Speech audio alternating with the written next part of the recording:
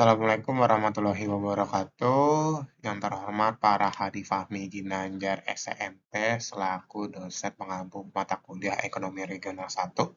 Saya Irfan Nur Hidayat dengan NIM 55553200001 akan mempresentasikan tentang analisis teori lokasi di wilayah metropolitan Bandung.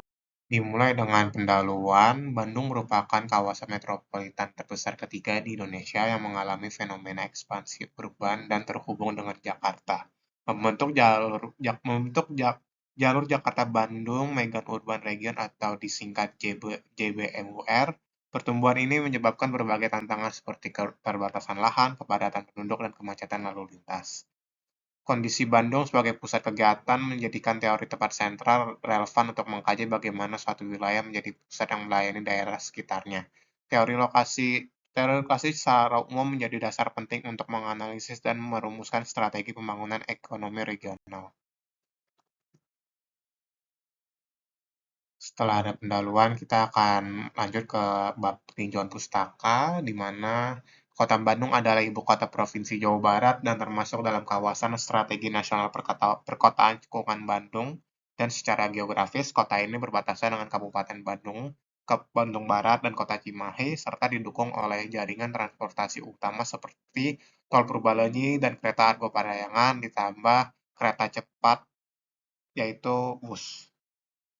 Lalu pada tahun 2023 jumlah penduduk Kota Bandung tercatat sebanyak 2.506.203 jiwa dengan laju pertumbuhan sebesar 0,92% dari tahun sebelumnya.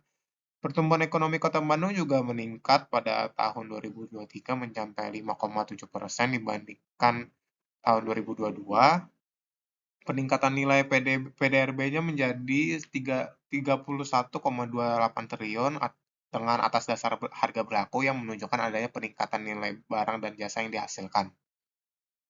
Lanjut di metode penelitian, kita menggunakan 3 teori lokasi, yaitu pertama ada teori lokasi Weber. Teori ini mencari lokasi industri yang optimal dengan meminimalkan biaya transportasi dan tenaga kerja. Industri dibagi menjadi weak closing atau cenderung berlokasi dengan sumber bahan baku, dan weak gaining atau cenderung berlokasi dekat pasar. Lalu yang kedua ada teori tempat sentral kristaler. Teori ini menjelaskan bagaimana suatu daerah menjadi pusat atau sentral yang melayani wilayah sekitarnya berdasarkan konsep threshold atau ambang dan range atau jangkauan. Teori ini menggambarkan adanya hierarki pusat pelayanan di suatu wilayah. Lalu yang ketiga ada teori kutub pertumbuhan atau growth pole. Teori ini menyatakan bahwa pertumbuhan ekonomi terkonsentrasi di lokasi-lokasi tertentu yang disebut kutub pertumbuhan. Dari pusat-pusat inilah pertumbuhan ekonomi diharapkan menyebar ke daerah sekitarnya. Hasil penelitian dari analisis ini membuktikan pada 3 teori tadi, yaitu teori Weber, teori kristaler, dan teori kutub. Yang pertama ada hasil analisis teori Weber. PDRB Kota Bandung yang tinggi menjadikan lokasi strategis untuk industri weak gaining yang mendekati pasar. Efek aglomerasi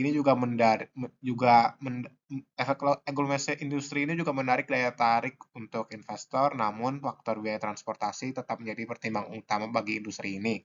Melihat geografis di Bandung itu yang cukup banyak bukit dan mungkin masih sulit ya untuk dibuka lahannya, sehingga melebihi sekadar ketersediaan tenaga kerja di wilayah sekitarnya. Lalu yang kedua ada analisis teori tempat sentral. Kota Bandung berperan sebagai pusat sentral utama dalam hierarki metropolitan Bandung yang dibuktikan dengan nilai PDRB, IPM, dan konsentrasi populasi tertinggi. Wilayah di sekitarnya menunjukkan ketergantungan pada Bandung untuk layanan ekonomi dan fasilitas lainnya, sehingga Bandung ini akan menjadi tempat sentral untuk segala kebutuhan seperti pendidikan, lalu juga ada kesehatan, dan lainnya seperti tempat hiburan ataupun pasar ataupun untuk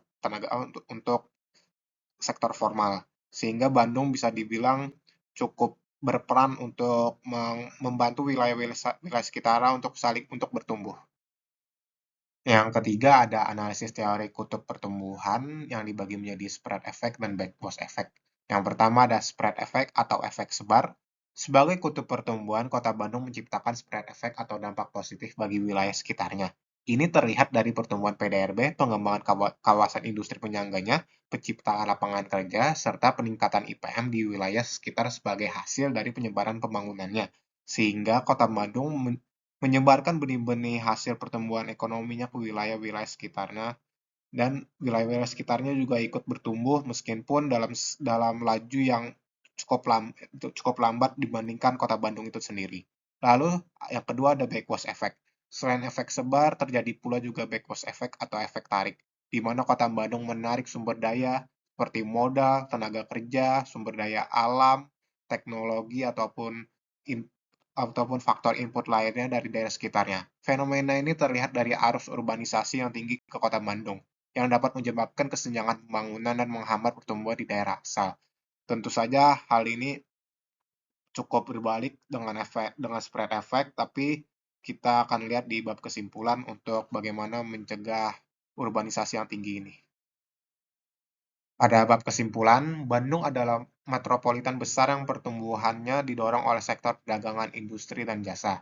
Teori kutub pertumbuhan atau growth pole adalah kerangka yang paling cocok untuk menjelaskan peran Bandung sebagai pusat ekonomi strategis yang mempengaruhi wilayah sekitarnya. Sementara teori Weber dan teori tempat sentral dinilai kurang relevan secara keseluruhan, dan pemerintah disarankan agar memperkuat peran Bandung sebagai kutub pertumbuhan dengan fokus pada sektor unggulannya, meningkatkan konektivitas infrastruktur, dan memastikan pembangunan yang inklusif. Selain itu, diperlukan kebijakan terintegrasi untuk mengatasi masalah kemacetan yang selalu menjadi titik titik kunci di mobilisasi daerah Bandung atau kota metropolitan Bandung itu, seperti pengembangan sistem transportasi publik yang efisien. Mungkin itu saja yang bisa saya sampaikan dari analisis teori lokasi dengan wilayah metropolitan Kota Bandung ini. Sekian dari saya, mohon maaf jika ada salah kata. Wassalamualaikum warahmatullahi wabarakatuh.